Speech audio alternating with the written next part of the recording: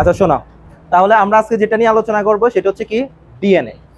DNA এর যে গঠন, তো আমরা গত ক্লাসে পড়েছিলাম যে ডিএনএ কাকে বলে। কেউ বলতে পারবা ডিএনএ কাকে বলে? বলতো। দ্বিসূত্রক বিশিষ্ট পলিনিউক্লিওটাইডের সর্পিলাকার গঠনকে ডিএনএ বলে। তাহলে সে বলছে কি দ্বিসূত্রক গঠন বিশিষ্ট, বসো, দ্বিসূত্রক গঠন বিশিষ্ট পলিনিউক্লিওটাইডের সর্পিলাকার গঠনকে কি বলা হয়? ডিএনএ। তাহলে সূত্র কয়টা? দুইটা। এখন এইটার জন্য ফার্স্ট ওয়ান আমাকে জানতে হবে নিউক্লিওটাইড। তো আমরা এর আগে কিন্তু নিউক্লিওটাইডটা পড়েছি। নিউক্লিওটাইড কি কি দ্বারা গঠিত হবে? যেমন আমরা যদি বলি, যেমন এইখানে দেখো, এটা একটা নিউক্লিওটাইড, একটা পেন্টোজ সুগার, যেটাকে বলা হয় 5 কার্বনযুক্ত রাইবোজ সুগার বা শর্করা, নাকি? পেন্টোজ সুগার, একটা নাইট্রোজেন গঠিত ক্ষার এবং একটা ফসফেট। তাহলে এই যে দেখো, এতটুকু মিলে একটা কি হলো? নিউক্লিওটাইড। এইটার একটা কি নিউক্লিওটাইড। এখানে অনেকগুলো নিউক্লিওটাইড আছে না? এই অনেকগুলো নিউক্লিওটাইড থাকার কারণে এটাকে আমরা কি বলবো? পলি। পলি মানে কি? অনেক বা বহু। তাহলে এই জন্য বলা হয় পলিনিউক্লিওটাইড। সর্পিলাকার মানে কি? সাপের মতো। সাপ যেমন পেঁচিয়ে পেঁচিয়ে থাকে না, এই পেঁচানো অংশটাকে বলা হয় ডিএনএ, সর্পিলাকার। আর এই গঠনটাকে বলা হয় ডিএনএ। তাহলে ডিএনএ এর সঙ্গে আমরা বললাম দ্বিসূত্রক গঠন বিশিষ্ট পলিনিউক্লিওটাইডের সর্পিলাকার গঠনকে কি বলা হয়? সংজ্ঞাটা বুঝছি না? এখন আসো, এই যে ডিএনএ যে দ্বিসূত্রক মডেল, বা এটাকে ইংরেজিতে বলে ডাবল হেলিক্স, কি বলা হয়? ডিএনএ ডাবল হেলিক্স এই প্রস্তাবনা করেছিলেন একজন বিজ্ঞানী। বিজ্ঞানীর নামটা কি তোমরা বলতে পারবা? ডিএনএ যে দ্বিসূত্রক মডেলের প্রস্তাবক, এইটার প্রস্তাবনা করেছিলেন বিজ্ঞানী ওয়াটসন এবং ক্রিক। কে কে? ওয়াটসন আর ক্রে, ওয়াটসন ও ক্রিক। ওয়াটসন এবং কে? ক্রিক। তাহলে ডিএনএ এর দ্বিসূত্রক মডেল বা যদি বলে ডাবল হেলিক্স মডেলের প্রস্তাবক কে? ওয়াটসন এবং ক্রিক। তিনি কি করছেন? এই দ্বিসূত্রক মডেলের প্রস্তাবনা করেছেন। ওকে, এখন আসো আমরা ডিএনএ এর গঠনের দিকে যদি যাই, আমরা একটু চিত্রটা দেখবো এবং সাথে সাথে এটাকে আমরা একটু স্টাডি করার চেষ্টা করব। তুমি যখন চিত্রটা দেখবা, তুমি অটোমেটিক কিন্তু বুঝতে পারবা যে এটার মধ্যে আসলে কি কি উপাদান দ্বারা গঠিত এবং এটার মধ্যে কি ধরনের রাসায়নিক উপাদান আছে। তাহলে পরীক্ষার মধ্যে যখন আসবে, তোমরা এই দুইটা চিত্র পাশাপাশি দেখাবা, এবং অবশ্যই চিত্র কি দিয়ে রাখতে হবে? পেন্সিল দিয়ে রাখতে হবে। বায়োলজিতে কোথাও কোনো চিত্রতে কলমের ব্যবহার হবে না, এবং লিখাটা সহ তোমাকে কি দিয়ে লিখতে হবে? পেন্সিল দ্বারা লিখতে হবে। এখন খেয়াল করো, আমরা এখানে দুইটা চিত্র আঁকলাম, একটা সূত্রক দিয়ে, আরেকটা এটার ভেতরে কি অংশগুলো আছে, উপাদানগুলা, এই দুইটা অংশ দিয়ে কিন্তু আমরা চিত্রটা এঁকে রেখেছি। এখন দেখো, প্রথম চিত্রটাতে যদি আমরা দেখি, দেখো এইটা একটা সূত্রক, এটা একটা সূত্রক। তাহলে আমরা আগে সংজ্ঞার মধ্যে বলেছিলাম ডিএনএ কি? দ্বিসূত্রক। তাহলে প্রথম পয়েন্ট আমরা বলতে পারি ডিএনএ হচ্ছে কেমন? দ্বিসূত্রক। এখন দেখো তো এর বিন্যাসটা কেমন? ঘুরানো না অথবা পেঁচানো? এখন দেখো এটাকে আমরা একটা তুলনা করব সিঁড়ির সাথে। কিসের সাথে? তাহলে এর বিন্যাস ঘুরানো বা পেঁচানো কিসের মতো?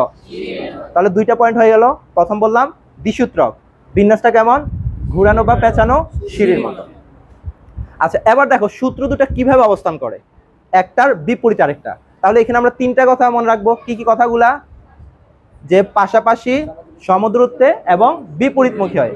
সূত্র দুটি পাশাপাশি, সমদূরত্বে, বিপরীতমুখী হয়ে অবস্থান করে। এখন এই বিপরীতমুখী বিষয়টা বোঝার জন্য আমরা এইখানে একটু যাব। ধরো এই প্রান্তটা যদি আমার শুরু হয় কত? 5 প্রাইম। তাহলে এই প্রান্তটা শেষ কোথায় দেখো তো?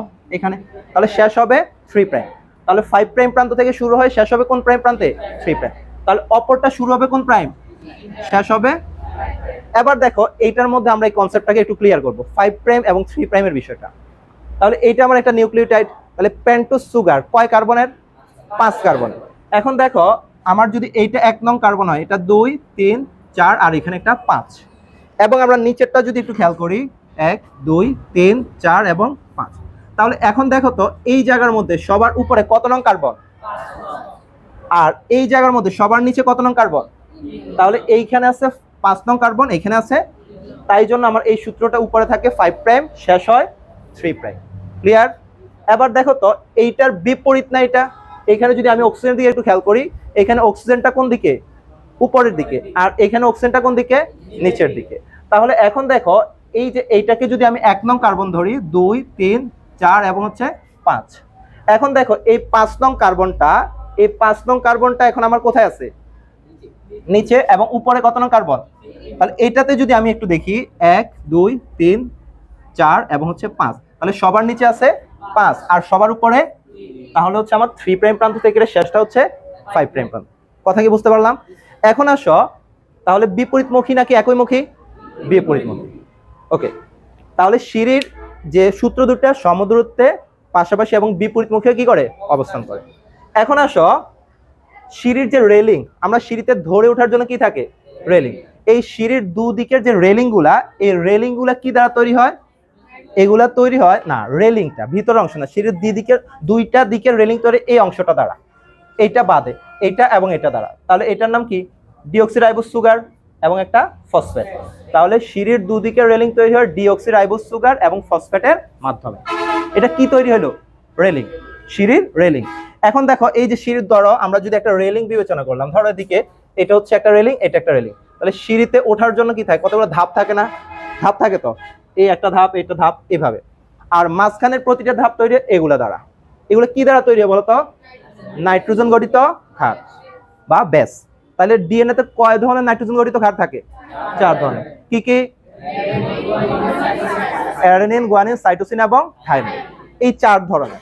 তাহলে এই যে ব্যাসগুলা দ্বারা এইটার অংশগুলা তৈরি হয়, 4 ধরনের ব্যাস। এখন দেখো, এই ডিএনএ তে সাধারণত অ্যাডেনিন থাকে, গুয়ানিন থাকে, সাইটোসিন থাকে এবং হচ্ছে থাইমিন থাকে। তো অ্যাডেনিন থাকবে, এই অ্যাডেনিন কার সাথে থাকবে? থাইমিনের সাথে, এবং তারা একটা বন্ধন তৈরি করবে। কয় বন্ধন? দ্বিবন্ধন। এবং কি ধরনের বন্ধন এটা? হাইড্রোজেন বন্ধন। আর সাইটোসিন থাকবে গুয়ানিনের সাথে। এই সাইটোসিন গুয়ানিনের সাথে কয়টা বন্ধন তৈরি করবে? কি ধরনের বন্ধন এটা? হাইড্রোজেন বন্ধন। তাহলে দেখো, এডিনিন থাইমিনের সাথে 2টি, সাইটোসিন গুয়ানিনের সাথে কয়টি? 3টি। এখন ধরো আমি এখানে এডিনিন দিলাম, তাহলে এখানে কি দেব? কয়টা বন্ধন তৈরি হবে?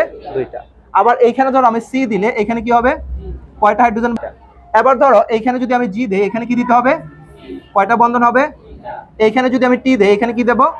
কয়টা বন্ধন থাকবে? তাহলে এইগুলো হচ্ছে সিঁড়ির মাঝখানের প্রতিটি ধাপ তৈরি করে। আর রেলিং গুলা, এই যে এই রেলিং গুলা তৈরি হয় সুগার এবং ফসফেট, পেন্টোজ সুগার এবং কি দ্বারা? ফসফেট।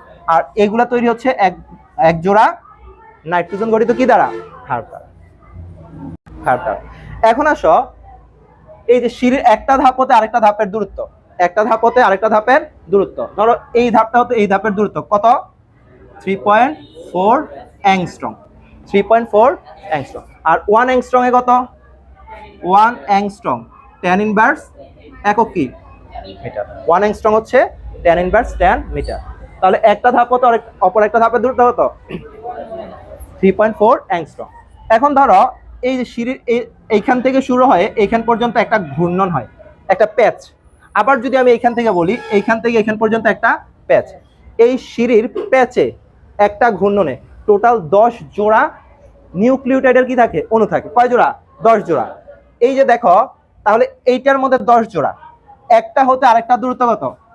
তাহলে 3.4 ইন্টু 10 জোড়ার জন্য 10, তাহলে 34 অ্যাংস্ট্রম। তাহলে আমি এতটুকুর দূরত্ব বা দৈর্ঘ্য কত বলতে পারি? 34 অ্যাংস্ট্রম। অর্থাৎ একটা ঘূর্ণনের দূরত্ব, একটা ঘূর্ণনের দূরত্ব কত? বা আমি যদি এইটা বলি, তাহলে এটার কত হবে? 34 অ্যাংস্ট্রম। কথা কি বুঝছি? এবার যদি আমি এইখান থেকে এটা বলি, এটা হচ্ছে ডিএনএর কি? ব্যাস। এই ডিএনএর ব্যাস হচ্ছে কত? 20।